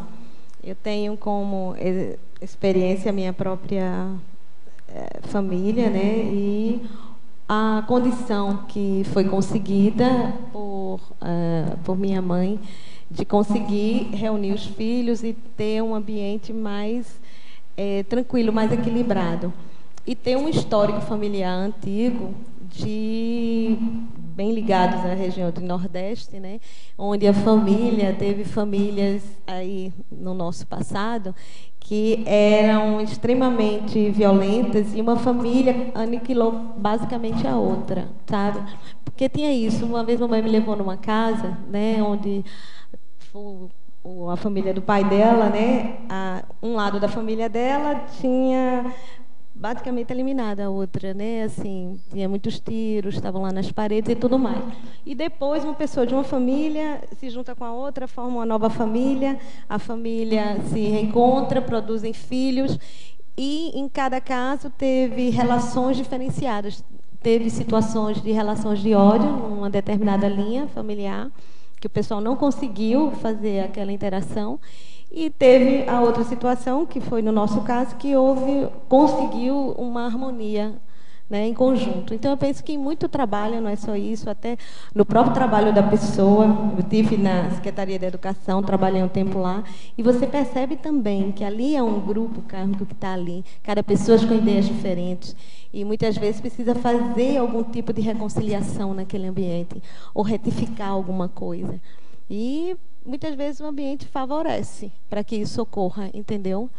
Teve um fato interessante quando eu comecei a fazer minha autopesquisa, aí eu estava trabalhando na Secretaria de Educação, e no ambiente trabalhavam 12 arquitetos, muita gente. E eu estava fazendo a minha autopesquisa levantando os traços forças, os traços fracos, seria as qualidades e os defeitos. E levei para que o pessoal fizesse a resposta, dei discretamente, porque eu não queria perturbar o ambiente de trabalho. Mas, de tarde, as pessoas pararam para conversar comigo e todo mundo, eu notei que mudou, criou uma harmonia. Em vez de falarem sobre mim, cada um falou sobre ele mesmo, sabe? Então, criou um ambiente mais equilibrado e quebrou algumas arestas.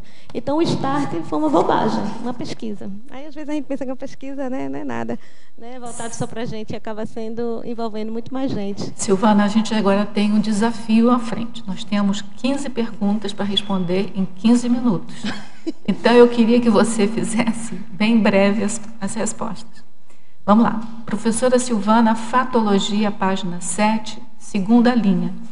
A acústica, há muito tempo... A acústica, você sabe que é um item seu aqui da página 7, na segunda linha do primeiro parágrafo aí. Há muito tempo o apartamento deixou de ser sinônimo de paz e silêncio. Particularmente, essa pessoa aqui, um rapaz, utiliza protetores auriculares para abafar o barulho de sub-humanos, de consciências que compartilham suas crenças com os demais.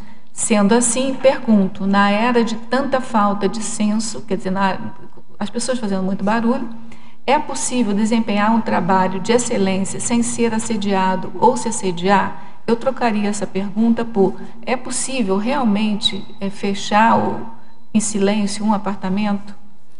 Hoje existem muitos recursos para você fazer a acústica do apartamento.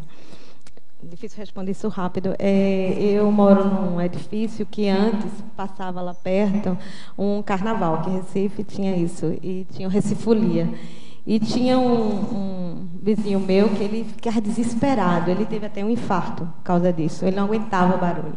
Ele buscou todos os meios de vedar, mas como os carros de som são fortes demais, eles abalam até a estrutura, você até sente balançando, é complicado. Eu não sei o nível aí de ruído, mas o nível de ruído é uma coisa tão séria que hoje lá em Recife, no nosso trabalho, quando o cliente vai precisar tirar uma licença, ele é feito análise e é obrigatório do nível de ruído. Eu acho isso muito positivo, porque ele prejudica não só o trabalho, como as pessoas. É um dano tremendo. Então, existem recursos para vedar a janela, existem recursos para vedar a parede, existem pessoas especializadas para trabalhar nessa área, não é barato, mas existem alternativas, mas realmente é bem complicado. Quanto a não ficar assediado, nem se auto-assediar, o problema compete a ele, em si. Ele não vai dar conta de resolver o mundo em volta dele. Eu vou dar um exemplo. Eu nunca gostei, sabe, do barulho de carnaval, nem aquele barulho todo lá. E no Recifolia aconteceu um caso interessante comigo. Eu me trancava assim na minha biblioteca, tinha aquele barulho todo lá, e eu me concentrava no trabalho. Eu consegui projetar, fazer coisa, eu não escutava nada. Eu saía por completo. Desligava, né? A outra pergunta dele é em parafatologia, na página 7, também final da penúltima linha. Poderia aprofundar, exemplificando a manutenção rígida do espaço prioritário através do desassédio mental somático? A manutenção rígida do espaço, eu acho que eu falei alguma coisa sobre o desassédio mental somático aqui, antes, né? Mas, de qualquer forma, o aprendizado, a leitura, um ambiente que traga informações e equilíbrio cosmoético, aí eu penso que isso daí ajuda bastante para desassediar o ambiente. Vamos fazer outra, então. A verbetógrafos, transgerismologia, página 6, penúltima linha. Como otimizar o start da ProEx no ambiente disponível quando tal ambiente não é o ideal? Bom, se o ambiente não é o ideal, E eu acho que não dá nem para dar o start. Eu não conheço o seu ambiente. Mas a pessoa tem que ter um mínimo ideal para poder dar o start. Tem que ter alguma coisa. Então, porque a ideia é essa, é você começar com o que você tem, você verificar quais são os valores, quais são os benefícios, o que é que ali pode contribuir para você iniciar a sua programação e dar o primeiro passo. Depois que a gente começa, que a gente dá o primeiro passo, as outras coisas vão surgindo, a coisa vai crescendo e você vai tendo acesso a uma condição melhor. Né? Em Principiologia, página 7, penúltima linha, pode explicar o princípio da especificidade? Principiologia, página 7. É o segundo parágrafo do detalhismo. Principiologia, página 7. Certo. O princípio da especificidade. Especificidade. Ah, tá. É a questão de você analisar e descobrir aquilo que é específico para você, aquilo que tem a ver com a sua programação. Então, aquela especificidade, digamos, é lidar com o quê? Com comunicação, com o público, com tecnologia, com saúde, com educação. Qual é essa especificidade? É importante porque o espaço vai ser apropriado para o trabalho que ali for realizado. Então, isso é importante. Em Legislogia, página 8, primeira linha, pode detalhar a lei da organização espacial e a lei da parapercepção espacial? Espacial, né? A lei da organização espacial, como eu já falei antes, a organização para a questão da priorização é tudo. Não tem como você priorizar e não ficar atento àquilo que está organizado. Tem que estar organizado na sua cabeça, para estar organizado no seu espaço e para você ter acesso não só às informações, mas a tudo que for necessário para que seu trabalho flua. E a lei da parapercepção espacial também ela é importante porque você vai ser capaz de captar o que está ocorrendo naquele ambiente. E não é só aquela parapercepção de algum tipo de manifestação, de consciência, não. É também algo muito mais sutil. Como, por exemplo, aqui no Holociclo, eu fiz uma comparação sobre a parapercepção espacial. Aqui tem o Holociclo, que é um ambiente onde tem muitos dicionários e tem alguns livros também tratados. E tem a holoteca, que eu sempre gostei de biblioteca, sempre. Então, aquele ambiente de biblioteca, eu tenho uma certa percepção do ambiente, em alguns ambientes, o que a gente tem. Quando eu entrei no Holociclo, a percepção que eu tive foi bem diferente de um ambiente para outro. Então, eu senti uma desassedialidade muito grande, mental somática, nesse ambiente, muito maior do que o da holoteca. Talvez eu tenha me passado essa impressão, uma impressão minha, tá? Uma experiência minha, por conta de todos esses dicionários que eu penso que ajuda a refletir e a traduzir melhor o significado de tudo que é passado, de tudo que você está lendo, tudo que você está aprendendo. Aí eu acho que quando a gente chega naquele significado exato, eu acho que desassedia muita coisa. Em Mitologia, página 8, primeira linha, poderia explicar o mito da impossibilidade do espaço ideal? É um mito que as pessoas têm, de achar que nunca vai ter o espaço ideal. E fica sonhando, fantasiando com aqueles espaços que devia ser de tal forma, ou de tal jeito, ou de tal cor, que em tal lugar, que tem que se mudar, que tem que não sei o quê, e acaba travando e não fazendo nada. Tem que ficar preso. Um dia eu vou fazer, mas quando estiver nessa ou naquela circunstância. E com o espaço piorou. Eu começo quando o espaço estiver pronto, quando as coisas estiverem prontas. Mas, na realidade, a gente tem que acabar com esse mito. O espaço ideal é aquele que a gente tem disponível e que a gente está disposto a começar a trabalhar e a fazer aquilo para que a gente veio. Um exemplo que eu acho muito, muito legal e eu admiro muito é da cientista Rita Levi.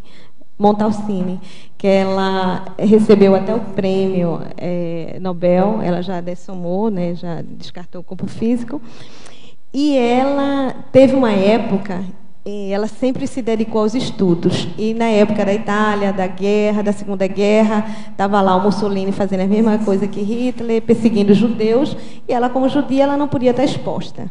Aí ela poderia não fazer a pesquisa dela, porque ela estava lá, ela começou a trabalhar no quarto dela, continuou as pesquisas dela, e ela fez uma grande descoberta, que foi a apoptose, né, que é o problema das perda das células cerebrais. E aí, isso aconteceu num quarto. Lógico que depois de acabar a guerra e ela desenvolveu mais o trabalho dela, ela conseguiu muito mais realizações. Mas já pensou se ela dissesse para ela mesma, não vou trabalhar, não tenho condição, o judeu está sendo perseguido, não posso fazer mais nada. Que nada, ela lá no quartinho dela começou. Então, não é esperar, é essa coisa, o mito do ideal. Não tem esse ideal, não. É o que é que você tem. Você está motivado, você sabe para que veio, você tem pelo menos uma ideia do que você gostaria de estar fazendo, vamos em frente. Então, a primeira pergunta dele foi sobre como otimizar o start da ProEx no ambiente disponível quando tal ambiente não é o ideal. Você acabou de dar exemplo que não é preciso esperar o ideal, porque é um mito do ideal, né? Isso. Porque senão, o que é o ideal para ele, o que é ideal para... o que é o necessário para a ProEx. E fazer o que for possível, claro, melhorando o máximo que ele puder. Exato, o ambiente. Correto. Né? Questionologia, ele mesmo pergunta, questionologia, página 10, poderia exemplificar o seu espaço disponível para a realização da ProEx, além das ICs? É a última, é a questionologia, isso. Questionologia. Poderia, o meu espaço para a realização da ProEx. Eu até agora ia complementar com um caso meu mesmo, engraçado, me veio na mente. E aí completou a pergunta dele. Veja só, um dos trabalhos que eu faço, que faz parte da minha programação mesmo, né, eu acho que da maioria das pessoas, é a interassistência. E a tarefa energética pessoal, que é o quarto da TENEPS, é onde nós realizamos isso. Então, há algum tempo eu já estava ciente de que ia fazer isso, já me sentia pronta para fazer, mas, assim, eu ficava pensando, eu no meu apartamento não tinha aquele espaço para realizar isso, sem querer incomodar os outros, né? Tem o quarto da minha filha, que ela estava sempre viajando, que ela morou muito tempo fora, e era um local que eu sempre recebia visitas, e eu gosto de pessoas receber. O outro é o nosso home office, né, onde nós trabalhamos, e o nosso quarto casal. Mas foi engraçado porque as coisas foram modificando na minha casa, de repente tinha lá uma poltrona, de repente eu fui dar uns presentes, sobrou um relógio, estava lá, daqui a pouco quando eu olhei, o canto da TENEPS estava pronto.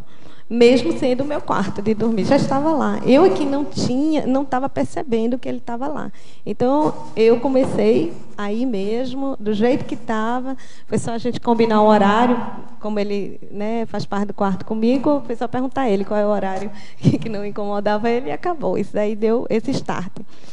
E o outro espaço disponível para a realização da ProEx é bem pertinho da minha casa. Assim, uma esquina depois é o Intercamp.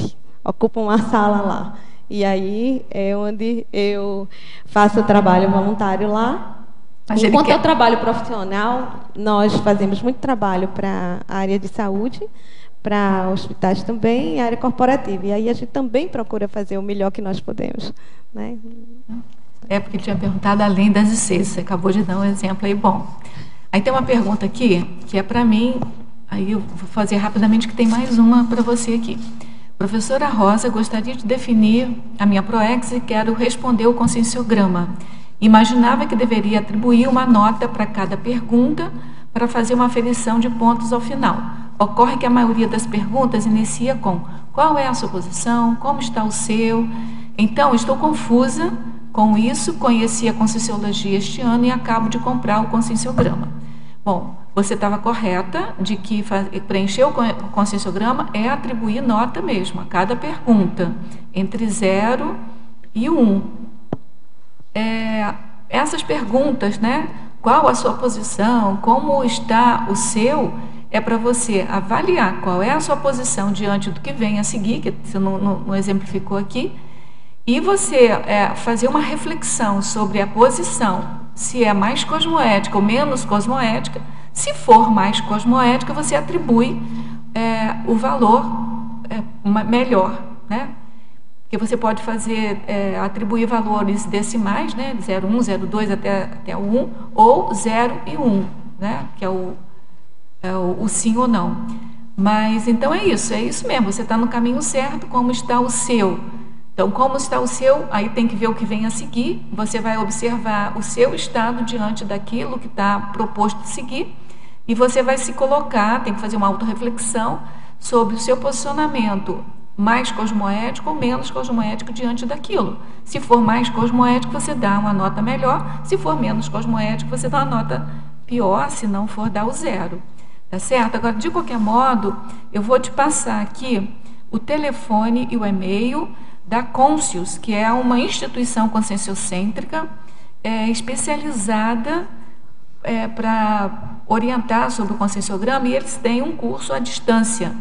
Então, o telefone é 45, código de área 21021460, e o e-mail conscius@conscius.org.br. E ainda tem o site para você entrar, se você quiser encontrar mais algum detalhe, www.conscius.org.br. Tá bom? Então, parabéns aí, continue aí na sua condição do conscienciograma. E a gente não tem mais tempo para fazer as perguntas, e a gente então vai pedir desculpas aqui, mas tem uma delas que você já tinha respondido, tá? Então não vai ser tanto problema assim. A gente te parabeniza pelo tema. Foi tanta pergunta que você não teve tempo de responder todas, mas aí então ficou um gostinho. Você volte então para a gente conseguir responder então as outras. Só para você ter uma ideia, é sobre a holoteca pessoal, tá certo? Então pensa aí alguma coisa que você possa ajudar, tá bom? A gente agradece a presença de todos, as perguntas, as energias aqui para montar o campo. A gente agradece as perguntas do teletertuliano. A gente pede desculpa em específico esse teletertuliano que a gente não conseguiu responder as perguntas dele, e a gente passa então para os nossos comerciais. Obrigado. As pontuações da tertúlia de hoje são 23 assinaturas no livro de presença, 11 perguntas presenciais e 22 perguntas respondidas online. Hoje nós temos 4 recados. O João Paulo com workshop de clarividência da pré-IC consecutivos, o Rômulo com acoplamentário, o Márcio com encontro do Colégio Invisível de Cosmoeticologia e a Patrícia com ECP2. Boa tarde a todos. Eu venho aqui em nome da IC Consecutivos para divulgar o workshop de clarividência retrocognitiva. É um workshop que vai acontecer aqui em Foz do Iguaçu. É um curso eminentemente prático, sem pré-requisito, e onde a gente vai trabalhar basicamente a vivência lúcida de clarividência através da ativação do frontal chakra. Alguns tópicos desse curso que vão ser abordados, que é um workshop, né? É a técnica da parasemiologia retrocognitiva, o trinômio clarividência, holosfera, holobiografologia, e o exercício do crescendo clarividência facial, pangrafia serexológica. Esse curso vai ser ministrado pelo professor EPICOM Pedro Fernandes e vai acontecer aqui em Foz no dia 6 de dezembro, num sábado, no Discernimento. O curso tem início às 15 horas e termina às 17h30. O valor é de R$ 120. As inscrições são feitas pelo site da Apex, que trabalha em parceria com a gente. Então, é www.apexinternacional.org, ou então, se você falar quem mora aqui em Foz, entrar em contato com qualquer um dos voluntários da Consecutivos. Então, relembrando, o curso é no dia 6 de dezembro, aqui em Foz do Iguaçu. Inscrições pela apexinternacional.org ou com qualquer voluntário da Consecutivos. Obrigado, boa tarde. Boa tarde. Gostaria de convidar a todos para participarem do curso acoplamentário, que ocorrerá de 21 a 23 de novembro, com a temática profilaxia do autoassédio. Os EPICONs desse curso serão os professores Alcir Alves, Everton Santos, Felipe Mansur e Dulce Dal. Só para lembrando, né, que o autoassédio é que gera o heteroassédio. Então, nesse curso, vão ser discutidas técnicas profiláticas do autoassédio. Então, você eliminando o seu autoassédio, você está eliminando também os heteroassédios, né? E atinge, assim, de uma certa forma, chegando à desperticidade. Então, a gente convida a todos, né? Maiores informações podem ser obtidas na recepção do CAEC ou pelo telefone 45 3525 2652. Obrigado.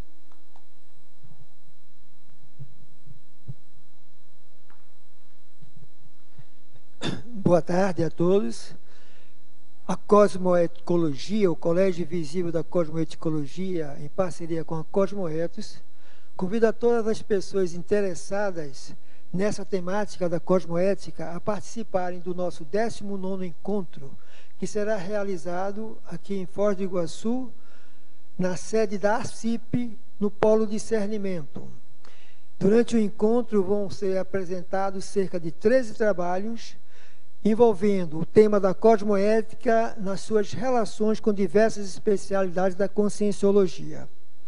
As inscrições podem ser feitas, bem como as informações podem ser obtidas junto ao CAEC, bem como com qualquer voluntário da Cosmoetos ou do Colégio Visível da Cosmoeticologia. Obrigado.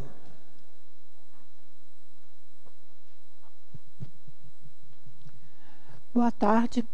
O convite é para fazer o SCP-2, curso de extensão em Conscienciologia e Projeciologia 2. Esse ano nós vamos ter as últimas turmas agora em novembro. Então, você que ainda não fez um SCP-2 ou que quer reciclar mais um SCP-2, aproveite a oportunidade.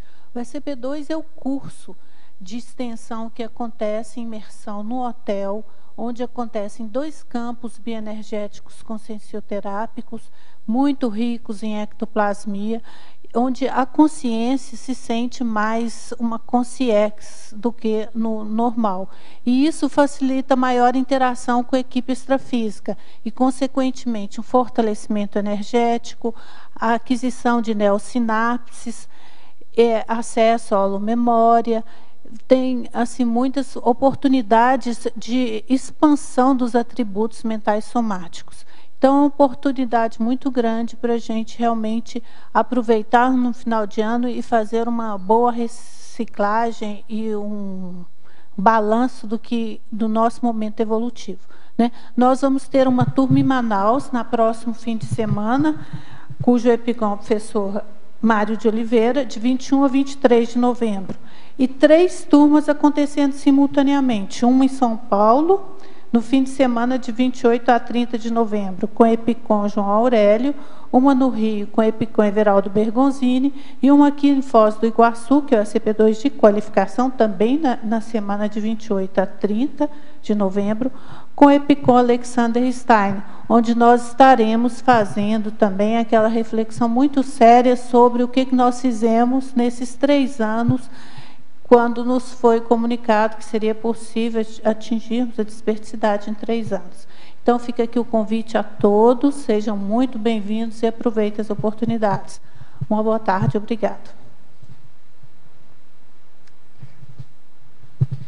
Para amanhã, teremos o verbete Deslumbramento Projetivo, especialidade Projeciologia, com a verbetógrafa Valdirene Royer.